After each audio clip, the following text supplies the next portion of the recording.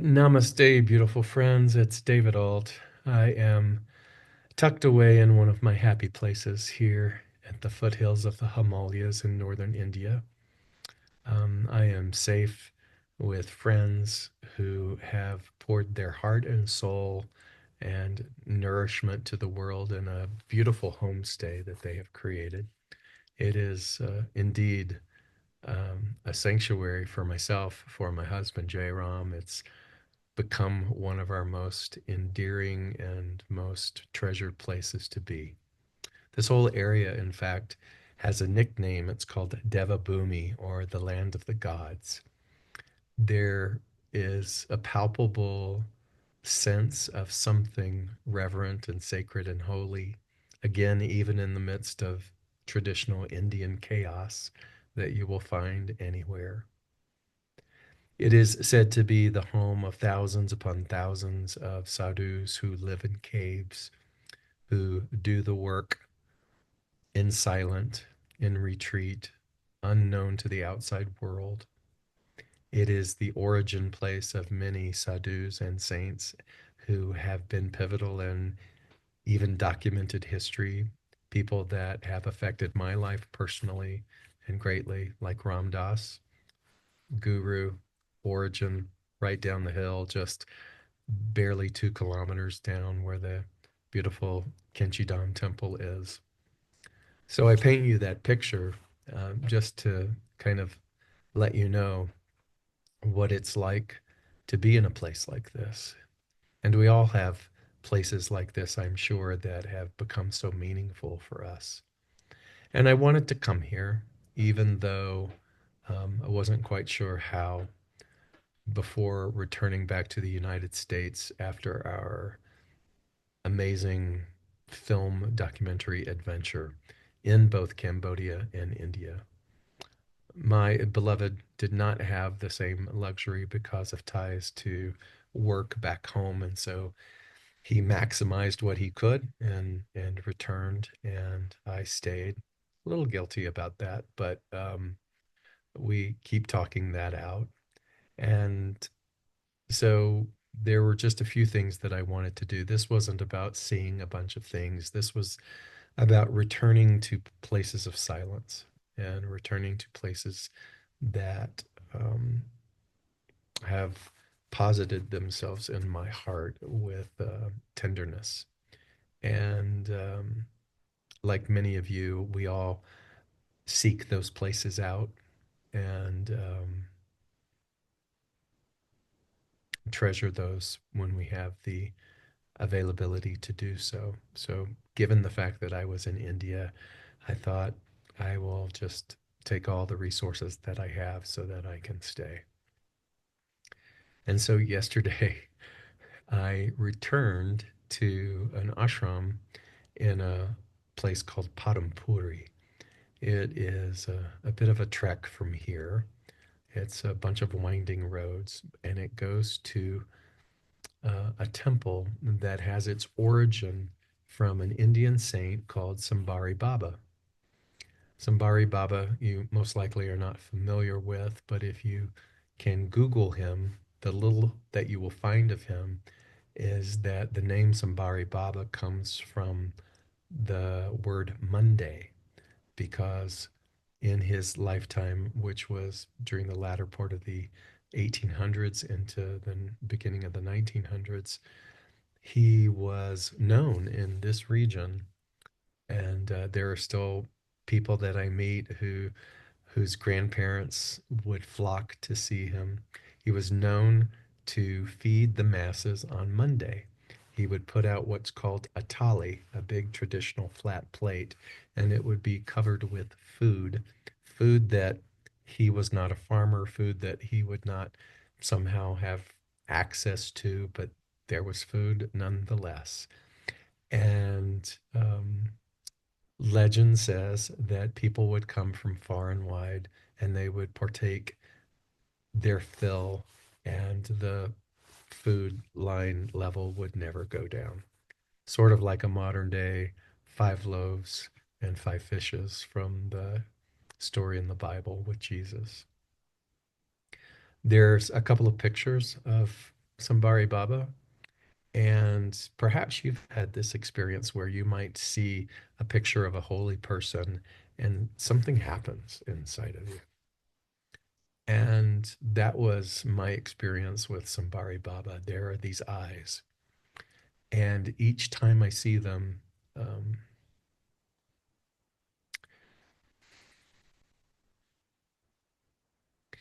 a part of me freezes in a good way.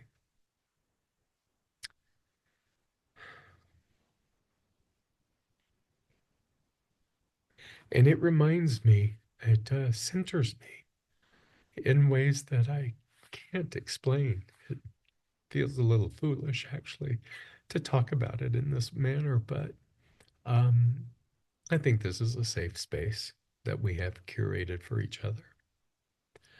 And so there are several spaces just in this area that are documented to have been places where Sambari Baba went. And that has been something that has pulled at me these last visits here. There have been caves and terrain that he traveled that I found myself following. And so I wanted to go to Padampuri because there is a sadhu, a Baba, that currently resides at the temple there. He's alive. Many of these stories and these people are not, but he's very much alive. They call him Maharaji, and he's been there for quite a while.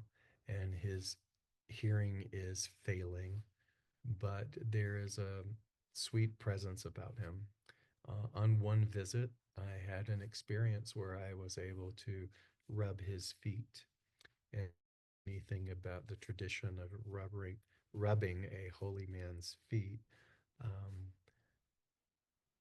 it's ancient, and again, no words to describe it, but there is a sort of a transmission or a transference. I remember sort of having no thought, and then my intellectual mind being so strong that I wanted to create thoughts like, oh, you must remember, and oh, you must ask, and oh, you must do.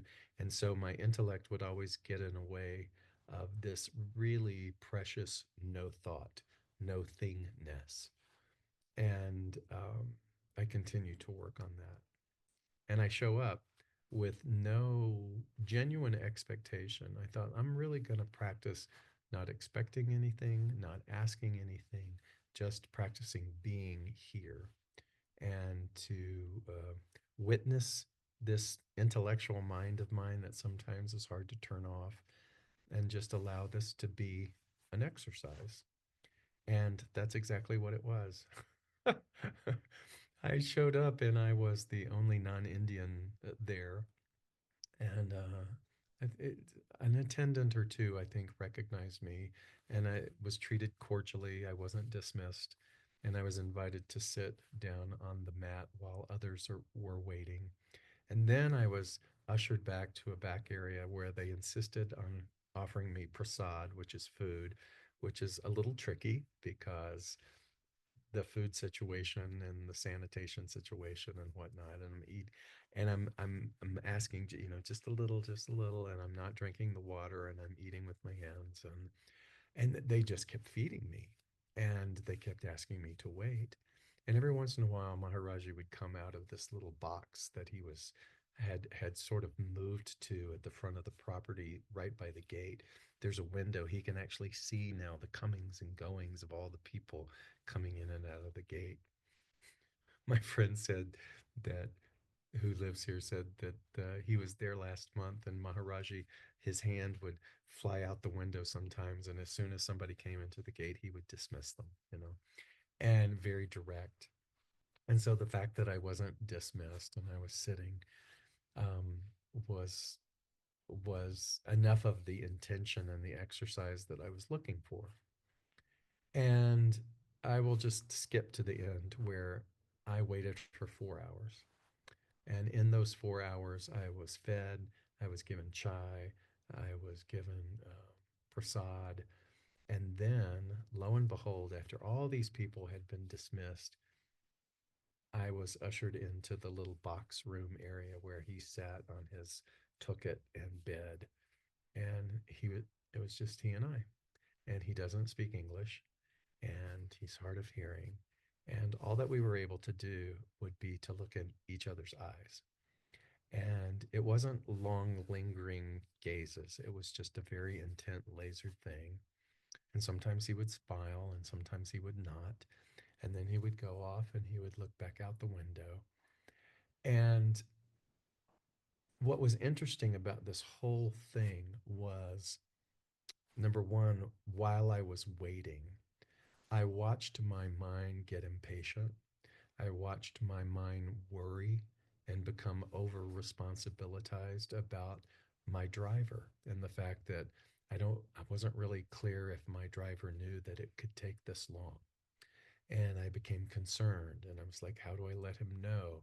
And my mind and thoughts were wrapped up in these logistical exercises and plans in order to take care of a driver who, at the end of the day, was a driver, is accustomed to all those things. And did not need to spend that time micromanaging that. But I had to work through that. And I noticed it. I became the witness of all of that. And then it was a little bit of impatience for having to wait that long. And then there was noticing the sort of the false piousness of really wanting something special to happen, of really wanting some mystical, outlandish thing to come and just sort of tap me on the head and send me into samadhi, which he's probably capable of doing, and letting that go, leading up to just him and I sitting together and still wondering what's the point? What am I doing here? And learning the valuable lesson of just being. I thought if I ever wrote all of this out of what happened in those 4 hours, I would call it the extraordinary visit, the the extraordinary ordinary visit with the Baba. And how it, the extraordinary thing about it was that it was just ordinary. And I called to J Ram and I was telling him about that. And he's like, "You're kidding." And I said, "No." And he even opened up a fresh box of prasad, which is the gifts that people bring, which usually are sweets. And he opened them up and he like offered, and he goes, "He offered you prasad." And I'm like, "Yeah." But I said, and it was just like sitting, being with somebody. There was no out of body experience. There was nothing there. And I said, it reminds me of when Ram Dass would say, there were long, long times of just sitting with Maharaji, his guru, Neem Karoli Baba, where nothing extraordinary happened, where almost boredom became a daily ritual, and that boredom then opening up a portal to just learning how to be. And I thought, wow, I didn't realize how wired we, the collective we, are in wanting to attach meaning and growth and measurement and metrics to just about everything in life. And so I drove back from that actually remarkably sort of tired, tired from practicing being and not and letting go of expectations. And I feel like I'm rambling, but the point is, well, one point is that so much of life is centered around this message of growth and potential. And yet I was reading something by just an incredible teacher and writer on Facebook named Paul Weinfield, and I hope you follow him. And he was talking about how um, that growth isn't necessarily the wisest intention, that just having a sense of enough is.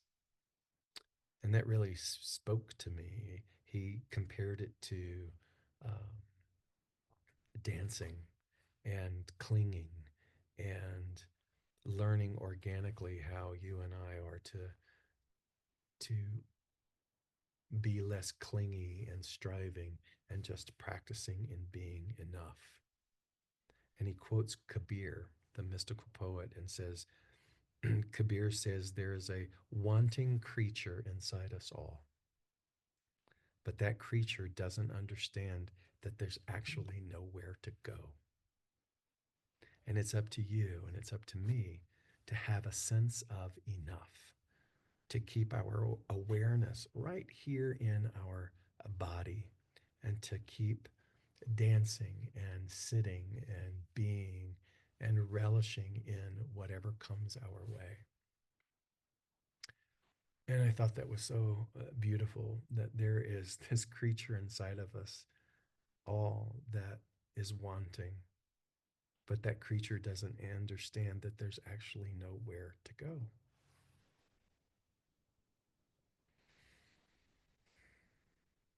The paradox of that is that what we strive for, and even my being here in this place, if I was to truly be honest, still contains a little bit of that thing that wants something that I feel is outside of me. And yesterday I got to practice that it isn't, that every single moment of just sitting and being with a holy man is enough. And that sitting and being with ourselves, the holy person that we are, is enough.